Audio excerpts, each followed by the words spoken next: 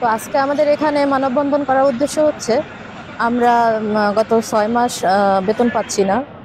বেতন আমাদের এই বকেয়া বেতনটা পরিশোধ করার মূল উদ্দেশ্য, এবং আমাদের আউটসোর্সিং প্রথা যে নিয়োগ, এখানে অনেক কর্মচারীদেরকে চাকরিচ্যুত করা হচ্ছে, তাদেরকে বহাল মানে সেটা নিয়ে তীব্র নিন্দা এবং প্রতিবাদ জানিয়ে আমাদের এই আজকের কর্মবিরতি এবং মানববন্ধন।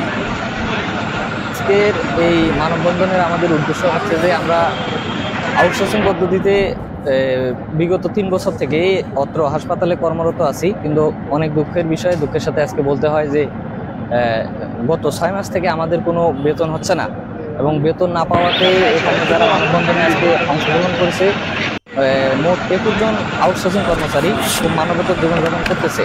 আমরা এই মানববন্ধনের মাধ্যমে রাষ্ট্রপক্ষকে জানিয়ে দিতে চাই যে সরকারের বিভিন্ন গুরুত্বপূর্ণ প্রতিষ্ঠানে যেহেতু আউটসোর্সিং পদ্ধতিতে জনবল দিয়ে সরকারের গুরুত্বপূর্ণ কাজগুলো করানো হচ্ছে, সেক্ষেত্রে তাদের এই বড় ধরনের একটা বৈষম্য যে বছরে 6 মাস বেতন, 6 মাস বেতন অফ থাকবে, এইরকম আমরা চাচ্ছি না। যে আমরা চাই আমাদের বেতনটা নিয়মিত করে দেওয়া হোক, এবং বিভিন্ন প্রতিষ্ঠানে আউটসোর্সিংয়ের মাধ্যমে কর্মচারীদের নানা সমস্যা দেখিয়ে অপসারণ করারও ঘটনা ঘটতেছে। আমরা সেই ঘটনাকে তীব্র নিন্দা এবং প্রতিবাদ জানাই।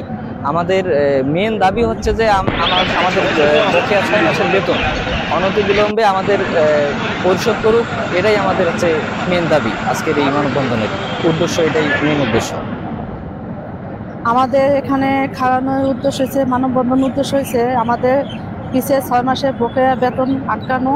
এটা আমাদের রাজস্ব খাতায় আমাদের নাম আসুক, একটু দেখুক, তাও আমাদের মন্ত্রণালয়ের সবাই চোখে দেখুক, এটা আমরা চাই।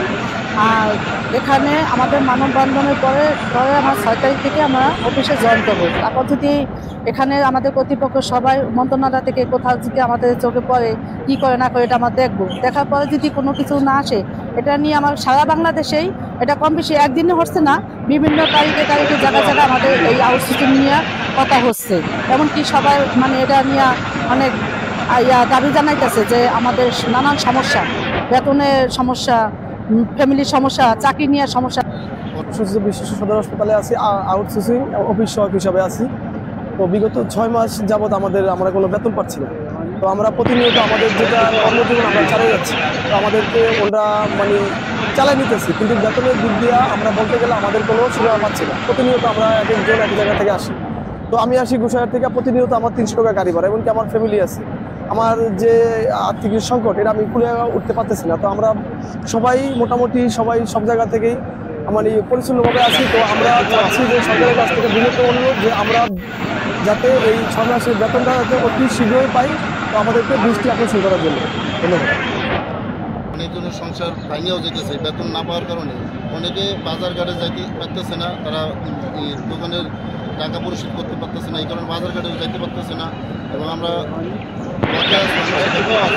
সবার সংসার চালাতে অনেক কষ্ট হচ্ছে। এবং আমরা কর্মবিরতি দেওয়ার উদ্দেশ্য হচ্ছে আমরা সরকারের কাছে আমাদের মেসেজটা পৌঁছানোই আমাদের উদ্দেশ্য কর্মবিরতি। আমাদের সরকারের কাছে এইটাই একল আবেদন যে আমাদের বেতনটা অতি দ্রুত করে দিক, এবং আমরা জানি কর্মস্থলে আবার যোগদান করে আমাদের কর্মস্থলের আমরা এই 5 দিনের কর্মবিরতি দিচ্ছি। এর ভিতরে যদি আমাদের যে কোনো একটা সুরা হয় তাহলে তো ভালোই হলো, যদি না হয় তাহলে আমরা এই 5 দিনের পরে আমরা যে কজন আছি 21 জন আমরা